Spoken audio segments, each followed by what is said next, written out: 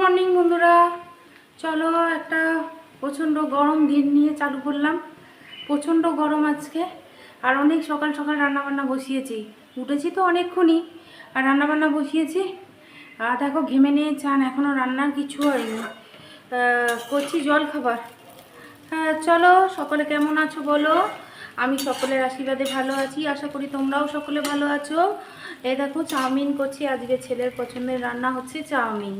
চলো তোমাদের দেখাই কি চাউমিন রান্না করছি। খুব সিম্পল, যেহেতু প্রচণ্ড গরম, তো একটুখানি আলু পেঁয়াজ দিয়ে চাউমিন করছি। বলো তো কার কার ভালো লাগে এরকম চাউমিন? আমার খুব ভালো লাগে। হাবি জাবি এক গাদা জিনিস দিয়ে আমার ভালো লাগে না, আর এরকম চাউমিন খুবই ভালো লাগে খেতে। আগে স্কুলে টিফিনে আমরা এরকমই চাউমিন নিয়ে যেতাম।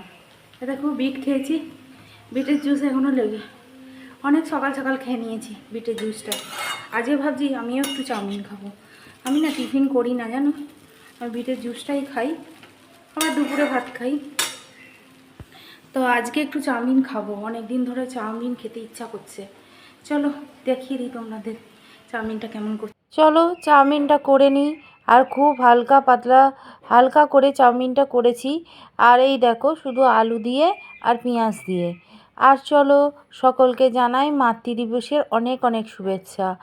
দেখো মা জীবনের কতখানি জায়গা জুড়ে আছে সে বলতে পরিমাপ করে হয়তো বলতে পারবো না, কিন্তু জীবনের অনেকখানি জুড়ে আছে মা, মায়ের অবদান, তাই না? ছেলেকে খাবারটা দিয়ে দিই। আর যারা বুঝতে পারে না তাদের কথা আমি ছেড়েই দিলাম, কিন্তু যাদের মা নেই তারা এখন বুঝতে পারছে যে তাদের কি অবস্থা, তারা মা ছাড়া কতটা অসহায়। আমাদেরও এই একই অবস্থা। মা জীবনের কতটা জায়গা জুড়ে আছে কাউকে আমি বলে বা পরিমাপ করে কাউকেই বোঝাতে পারবো না। সত্যি যখন কষ্ট পাই মাকে বলি, যখন আনন্দ হয় তখনও মাকে বলি। সত্যি মা একটা টাইমে নিজের বন্ধু হয়ে যায়, তাই না? আর অনেকটা অংশ জুড়ে নিঃস্বার্থভাবে সন্তানদের ভালোবেসে ফেলে, সন্তানদের ভালোবেসে যায়। কিন্তু হয়তো অনেক সন্তানেরা বুঝতে পারে না, তাই না? আর আমরা যখন বুঝতে পারি তখন অনেক দেরি হয়ে যায়। মা জীবনের অনেকখানি জুড়ে রয়েছে, তাই মাকে বাদ রেখে কিছু ভাবতেও পারি না আর করতেও পারি না। আর সেই জন্য মা দিবসে একটা ছোট্ট প্রচেষ্টা করলাম মায়ের জন্য। চলো সকালবেলা তো প্রচণ্ড গরম ছিল, তাড়াহুড়ো করে রান্নাবান্নাটা এইটুকুই ধরতে পেরেছি। আর বাকি সারা দিনটাই অবশ্য টুকটুক করে একটু একটু করে আমি আপনাদের সামনে তুলে ধরেছি। দেখো আমি চিকেনটা বসিয়েছি, দুপুরে রান্নাবান্নাটা হয়েছে। ইচ্ছা ছিল মাকে খাবার পাঠাবো, তো দিদি ফোন করলো, বললো আমি পাঠাবো আজকে খাবার। আমি বললাম ভালোই হয়েছে তাহলে। আমি আর মাকে ফোন করিনি, কারণ দিদি বলল আমি ফোন করব, তাই জন্য আর করাও হয়নি এই গরমের মধ্যে। তো ভেবেইছি সন্ধেবেলা যাব, মাকে একটা সারপ্রাইজ দেবো। আর চলো চিকেনটা করে নিই। চিকেনটা করতে তাই আমার খুব কষ্ট হচ্ছিল, প্রচণ্ড রোদ প্রচণ্ড গরম, তাই যা হোক করে তাড়াহুড়ো করছিলাম যে চিকেনটা তাড়াতাড়ি বসিয়ে তারপরে আদার্স কাজগুলো শেষ করব। দেখো জীবনে অনেক গুরুত্বপূর্ণ জায়গা হচ্ছে মা। মা আজকে আছে বলে সমস্ত মনের কথাটা ভালোভাবে বলতে পারছি। একটা জ্বর হলে, একটা সর্দি কাশি হলে মাকে ফোন করে বলছি মা আমার এই কষ্টটা হচ্ছে, তখনই মা অস্থির হয়ে যাওয়া, মায়া, তার সন্তানের প্রতি ভালোবাসা, সব কিছু দেখে সত্যিই ভালো লাগে। আজকে হয়তো মায়ের থেকে আমরা বিয়ে হওয়ার পর অনেকটা দূরেই রয়েছি, তাও আমি তো যতটা চেষ্টা করি মায়ের কাছে যাওয়ার, প্রত্যেক সপ্তাহে মাকে একটা সময় দেওয়ার চেষ্টা করি। এই দেখো এই কেকটা মায়ের জন্য কিনলাম আজকে। এই দেখো এরপরে আমি কেকটা কেনার পর মায়ের বাড়ি যাচ্ছি বাইকে করে। তো মায়ের বাড়ি রওনা দিয়েছি। আজকে দুপুরবেলা মা খুব কান্নাকাটি করছিল। যাই হোক, তার হয়তো কোনো জায়গায় সন্তানের প্রতি খামতি লেগেছে, তাই জন্যই কান্নাকাটি করছিল। তো ভাবলাম মাকে একটু খুশি দিই, আনন্দ করি।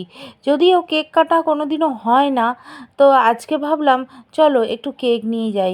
দুপুরবেলা অনেক বেশি মন খারাপ ছিল, খুব কান্নাকাটি করছিল, তো যার জন্য মাকে কেকটা নিয়ে গেলাম। মাকে বলি সব সময়, মা আক্ষেপ করো না কোনো কিছুর জন্য, যতটুকু আছে ততটুকুর জন্য তুমি তোমার ঈশ্বরকে ধন্যবাদ জানাও। আর দেখো মা, কেউ পাশে না থাকুক, আমি থাকবো সারা জীবন, আর আমাদের দায়িত্ব যতটুকু আমি ততটুকুই করব। আর যেহেতু মা খুব কান্নাকাটি করছিল, ভাবলাম মাকে একটু খুশি করা যাক।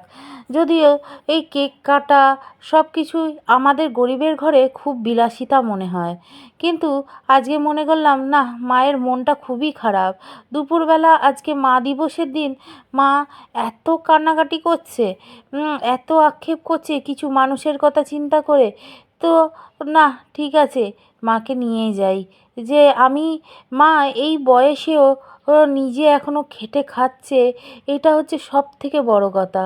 মা বলছে আমি কিছু বুঝতেই পারছি না কী ব্যাপার।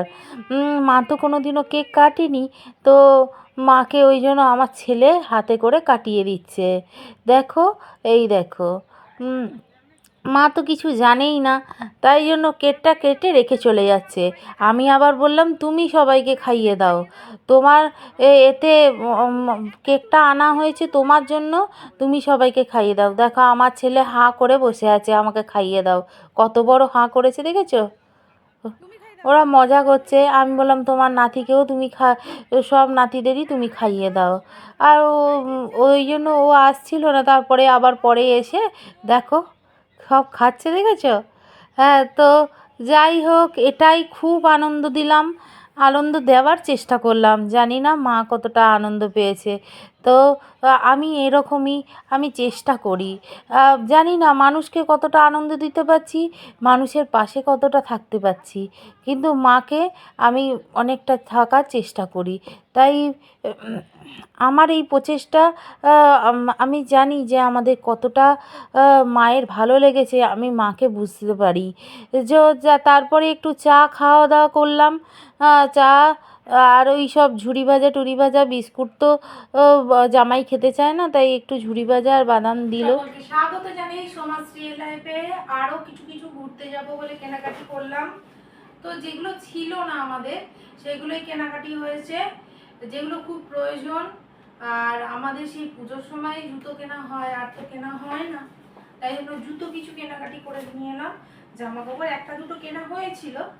আর এই দেখো, ভেবেছিলাম ছেলের কিনবো না, কিন্তু ওর জুতো নেই, আর ও একটা বাচ্চা ছেলে, ওর জন্য কিনবো না। এই দেখো, ছেলের জন্য আমরা এই জুতোগুলো নিয়ে এলাম। বলবে কেমন হয়েছে, কমেন্টে জানাবে যে জিনিসগুলো কেমন হয়েছে। ও বেড়াতে যাবে, ওর বাবা বলছিল তুই এমনি জুতো পরে যা, তো আমি বললাম না, ও বাচ্চা ছেলে, একটা জুতো, বুট জুতো দরকার। আমরা পরে যাব ঠিক আছে, কিন্তু ওর তো বুট জুতো দরকার, তাই জন্য ওকে একটা বুট জুতো কিনে দিলাম। আর এই দেখো, এটা ওর বাবার জুতো, এটা জল লাগলে কিছু হবে না, সেরকমই কেনা হয়েছে। এই জুতোটা পরে আমরা সি বিচেও যেতে পারবো, আর জল লাগলে কোনো সমস্যা হবে না। এমনি বৃষ্টিও হতে পারে, এখন বলা যায় না, তাই জন্য এই জুতোগুলোই নেওয়া হয়েছে। এগুলো জল লাগলেও কোনো সমস্যা হবে না, দেখতেও ভালো, চামড়ার জুতোর মতন, তাই এগুলো নেওয়া হয়েছে ওর বাবার জন্য, মানে আমার হাজবেন্ডের জন্য এই জুতোগুলো নেওয়া হয়েছে।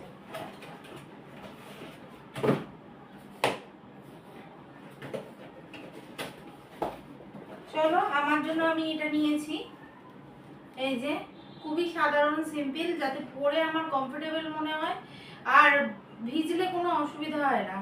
এর আগের বারে পেলিংয়ে গেছিলাম না, আর চামড়ার জুতো পরে গেছিলাম, সেই জুতোটার অবস্থা খুব খারাপ হয়ে গেছিল, এসে তো শোল ফোল খুলে গেছিল, তাই জন্য বললাম এমন জুতো না যেটা ভিজলেও কোনো সমস্যা হয়ে যাবে না। আর আমরা যেহেতু সমুদ্রের ধারে যাব, অসুবিধা হবে না, এই জুতোগুলো পরলেও কোনো সমস্যা নেই।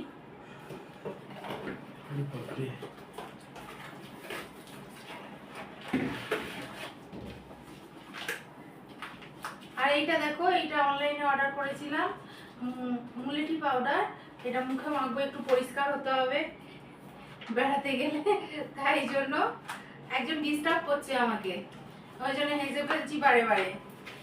এই যে মুলেঠি পাউডার। চলো আজকের জন্য এইটুকুই থাক। আর একটু একটু ভিডিও সব কিছু দিয়েছি, মায়ের বাড়িও গেছিলাম, সব কিছু ভিডিওতে আছে। তো সকলকে আজকে এইটুকুই রাখলাম, সকলের জন্য টাটা জানি বিদায়।